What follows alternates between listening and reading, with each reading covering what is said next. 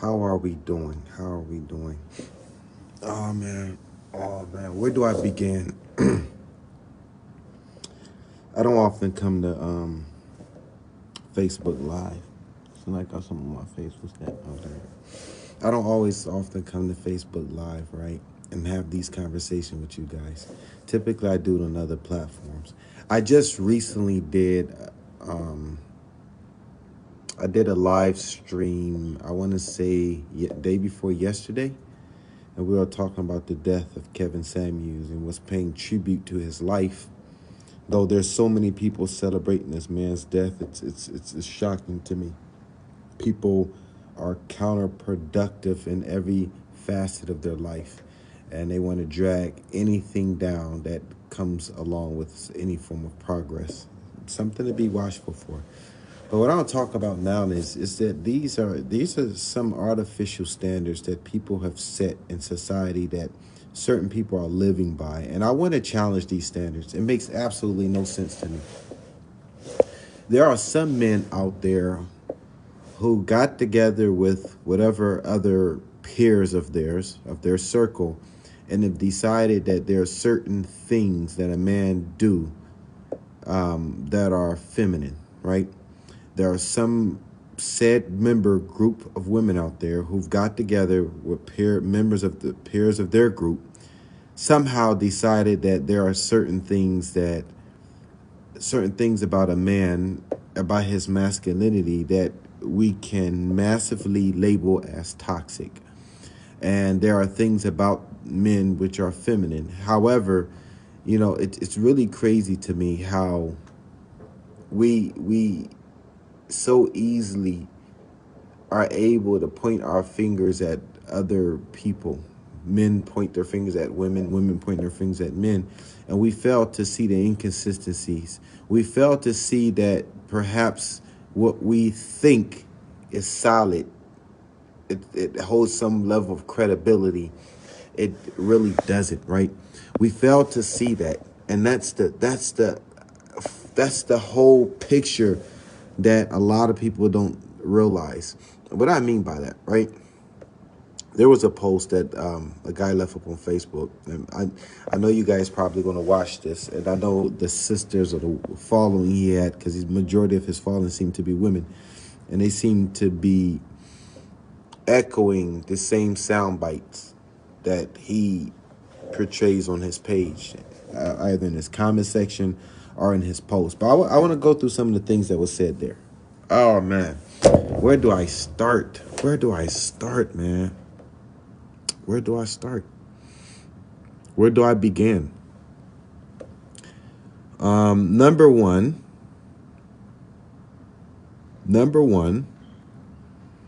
let's go into something that was said about yelling.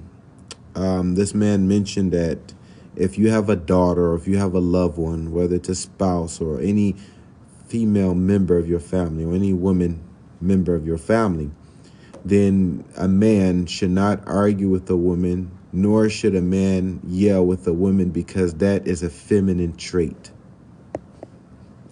And I challenged him on this position. I said, who told you this is a feminine trait?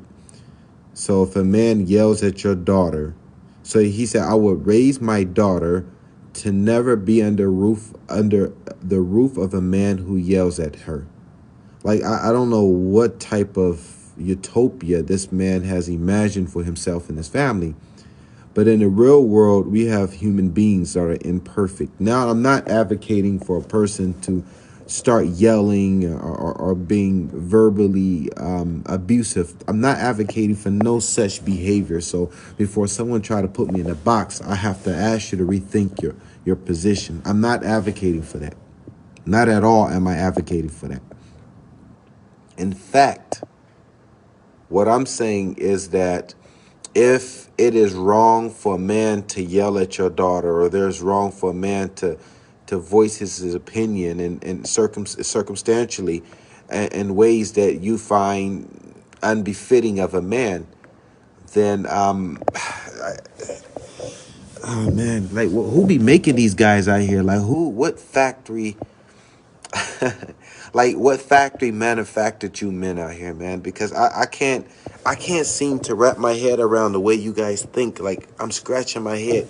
Like, who helped you with your thought process? Like, who sat with you at the dinner table in your household? And I'm assuming that perhaps maybe you was raised in some single household. I don't know, but I'm wondering who sat at the table and said, you know what, this is what a man is and this is what a man isn't. Like, because it seems very suspicious to me when a person starts saying that this is what a man is and this is what a man isn't, but none of the things seem to be really ingrained or embedded in any rational, logical explanation or place. And even when I challenge you on this position, or I challenge somebody, because I did challenge him on it, the best he said, well, let's not argue with him. There's no need to argue when facts are being made. All right, hold up. Let's back up. What do you mean facts have been dropped? Like, people be coming like, man, people be moving crazy out here. Y'all be moving crazy. Y'all make me scratch my head because y'all be moving crazy. Well, y'all would take opinion, someone's perspective, someone's subjective views and ideas, may be good and may be bad, and you guys will label facts when it's okay, is out of is you know, is no longer a topic of discussion. Facts. Seriously? Seriously? Is that where we are right now? And then you accuse someone such as myself of having a female trait because I'm rationalizing the situation. I'm trying to logically get to why we're taking the stance that we're taking. Like, there's nothing wrong with walking away and disagreeing. It's nothing wrong with having a disagreement. I'm all for disagreements because as human beings we have them. Walking away respectfully, I'm all for that. I'm all for not having redundant conversations, circular conversations that leads to nowhere. I'm all for that. I'm all for that. But what I'm not for is actually having a conversation to see the standard in which we're holding. Is it a valid standard to hold? Is it something that would really help us? Is it productive? Is it rational? Is it logical? Aren't these some of the questions that you ask yourselves? I would hope this would be one of them. I would really hope. So it kind of shocked me to see this type of behavior. I'm like, what? Why are you taking an extreme approach to this situation? Right? And of course, he had people who was going to support them. So of course people felt like, oh yes, I see your point. Why am I arguing with you? And now one woman, she even dropped a message and she was saying that, oh, it seems to me that you're in support of yelling. So if a man yells to a woman, how does that make him similar to a woman? If a man argues with a woman or a loved one or with his daughter or with someone who is close to him, how does that make him feminine? I fail to grasp this concept, even though a lot of people jump on it. And I think that most people cannot even explain the reason as to why. Now, I don't think that certain behavioral traits that are mostly ingrained in women should be adapted by men. I'm not advocating for that. In fact, I'm against that. Nor do I think it should be the other way around. But yelling, if someone raised their voice, right? Someone raised their voice, then that would be the trait of a woman. Then he said, well, these are facts. I know they're not religious facts. Because that now, if you go to the Quran, what happens to some companions who was around the Prophet? And they would go back and forth with him, and they would yell over the Prophet when he was talking at times. In fact, there was a whole chapter revealed in the Quran where Allah says, Ya ayyuhalladhina amanu, O you who believe, La tarfa'u aswatakum fawqa sawti nabi. Don't raise your voices over the voice of the Prophet. La tarfa'u aswatakum fawqa sawti nabi wa la tajharu bil qawl. So the verse is reprimanding these individuals because they used to raise their voice over the voice of the Prophet, right? And these were men. These were real killers. We're not talking about, we ain't cripping and blood over here. But these was killers that would take a sword out. It could be life in the next few seconds. But they wouldn't consider it to be like women. And these were some of their personalities, right? There was at times where the Prophet had a verbal exchange with his wife. Even one incident when he used to have this pretty frequently with one of his wives, with Aisha, with the youngest one, One time he came home and she was like, oh, wow, you said you're going to be gone for a whole month. 30 days haven't been fully depleted. And he laughed at her. He went back and forth with her. He said, well, actually, a month could be 29 days or 30 days because he came back a day before a complete month, which will be considered 30 days. But in lunar calendar years, you have 29 and 30, and you have them in the other months as well. So, but yeah, so I'm saying that there was verbal exchange between the wife and the prophet. Would you say that the prophet was behaving like a woman because he had a verbal exchange between him and his wife? Like, there are some men who they would think that they're being modest. They think that they're being religious. They think that they're being super, Superman and relationships. They the hero who's going to come and save all the ladies and the women from all these bad men who raise their voice. And to me, it's really bizarre. It's really extreme. I find no other reason rather than to appeal to the emotions of women. For whatever, there's a lot of men, like I had platforms where I would actually do shows. And I would talk about things about men, and all the men would sit there and support me. Yeah, men are just so crazy. They're animals. Then I'll pinpoint to some things about women that are wrong. Yeah, women are wrong. Then most of my followers are women. Then a lot of women will come in the room, and these guys will literally take flight. They would jump all over the place. I'm like, wow, how do you guys keep any women in your life? Like they have to be always suspicious of you because you don't stand on anything. Even if they disagree with you, at least stand on something. At least come in the door. I mean, like, at least be something. Like, literally be something, right?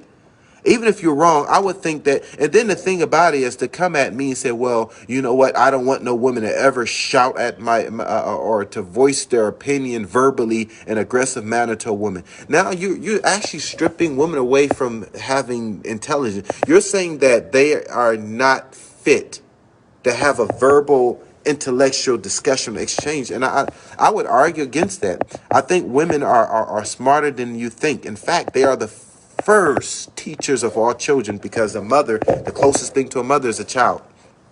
So all the great kings, great leaders, they first had their first teacher, which was their mother. So I think like you kind of strip away from them all of their natural powers, that their God-given powers, by even taking that extreme position. That's why I don't get it. I don't get it. I understand that a lot of people were raised differently, right? A lot of people were raised by single parent in single parent households, and that a parent hated the other person or hated the other parent of that particular child, right? And what you find in families, and you find in structures like this, we're told, oh, you do this, this is behavior similar to that gender, and if you behave this way, and sometimes it's not that. I've seen videos people put out about Kevin Samuels, who recently just passed away.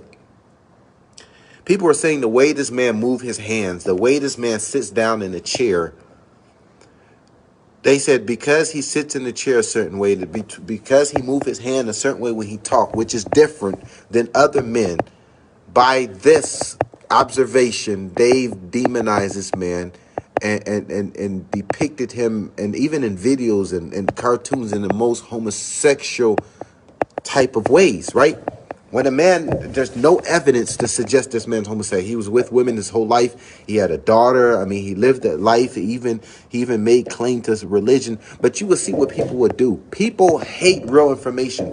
People hate to be challenged, especially if they got their news from some ancient source that's very old, and they don't like to be challenged. I find this in religion too. Even as a religious person, I find some people, if you bring new information to them, or if they didn't hear it from a certain particular source, they'd be uneasy about it. And I think that has to change. Like, literally, a lot of this has to change. Like, a lot of this thing that, oh, well, if a man does not do this, then he's toxic. If a woman does not do this, she's toxic. Like, if you don't have any foundational reason as to make that particular claim, and if that claim or your so-called foundation, if it can't be challenged, then there's something wrong with that. And it says a lot about your sincerity, the lack of sincerity, if I have to actually say anything, because there will be a lack of sincerity on your part. Why would you take that position if you don't fully understand it yourself? And then you fight against it. The only reason I'm doing this video is because the person whom I responded to said that what they were saying were facts and what I was saying was just simply inaccurate. But yet they were not willing to have the conversation to fully understand it. It's just like speaking to an evolutionist, right? You have certain people out here who just believe that they came from they themselves and monkeys and fruit all have a common ancestor, right? A common ancestor. And they believe that a billion point 2.8 billion years ago, this is how they popped up and derived on the scene. You have people who actually have that belief. And it's okay if that's your religion, that's your belief. But the moment you start poking holes at it, you see that it doesn't really hold anything, no water, and it doesn't hold any solid foundation, you would think that people would say, you know what, maybe it is not factual. Maybe it is my opinion. Maybe it's a theory at best. But people are not even honest enough to even step forward and say that. They're not even honest enough to do that. I guess a conversation you shouldn't have with a person is with a dishonest opponent. If you're having a conversation, because for me, I'm not with all that, oh, you don't argue with a woman. You don't argue with a woman. So you're saying at any point, a woman can never be held accountable. This is what these new age men are saying out here. You can't use that same logic in court.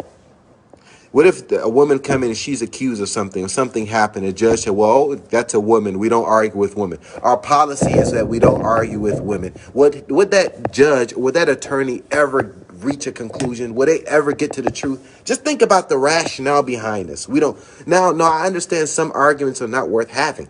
You don't argue with a fool. You don't argue with the person not open-minded. You don't argue with the person not in search of the truth. You're not arguing with the person who least thought about their position, who's willing to think about what you have to say. Of course, there are many rules, but to simply say that because of this person's gender, because this person is a female and I'm a male,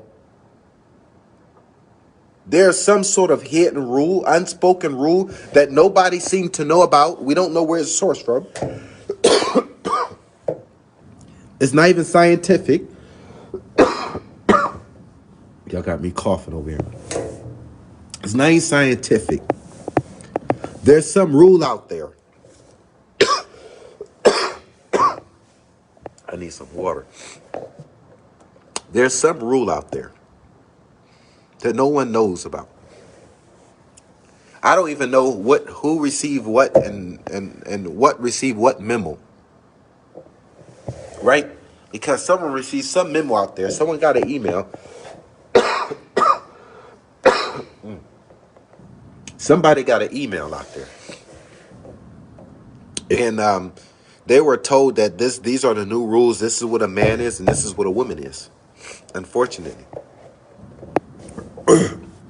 Oh, man. Y'all don't take this soundbite and have me crying up here on live because I'm sick. And then, put it, you know how people do with this stuff, man. You know what I'm saying? Y'all a little bit savvy with this internet. But yeah, like to me, it's crazy to me. It's crazy to me because this is the world we live in, right? It seems to me that we want to do all the things that maximize our whims and wants and desires. Unchallenged, by the way. We're afraid. We don't like labels.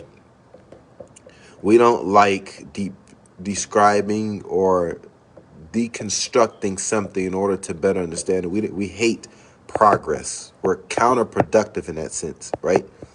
And for some odd particular reason, people who may have the mental capabilities to deal with hardcore complex situations, you want to shun them as if though they're doing something wrong. Or they're so wicked, they're so bad, right? Make it make sense. I don't fully get it, right? And a lot of times what happens is you'll see certain people in these certain situations, and because they are faced with difficulties that they haven't fully thought about it, they're unable to respond in an appropriate way. And a lot of times as a result of that, they would take that same false narrative and they'll keep promoting it over and over and over and over and over. And then this is why it gets to me, because you can't source this from any religious source.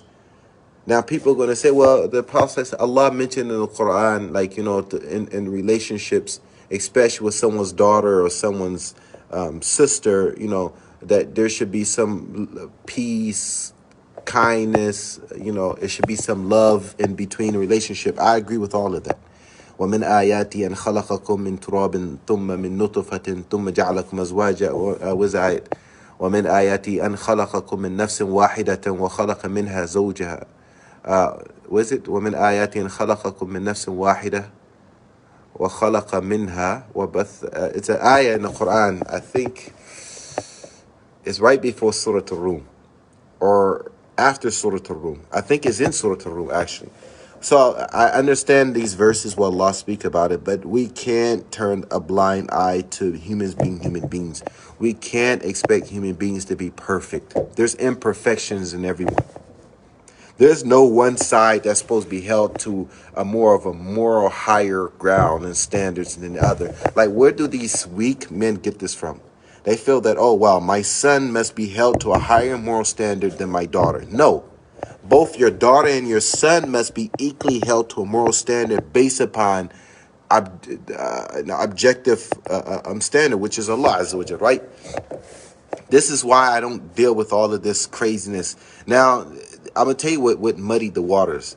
This sort of feminist movement of equality, or a man could do whatever a woman could do, it blurred the water between what is morally right and the other, because equality don't exist amongst genders. Fairness, 100% fairness, should be equally distributed between sexes, between genders. Of course, I'm there.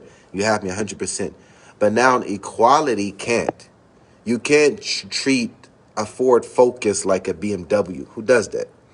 You're not going to use the same level of mechanical skills on a bicycle that you're gonna do on a Lexus. Like, who does that? Like, are you serious? Like, who does that? No one does that.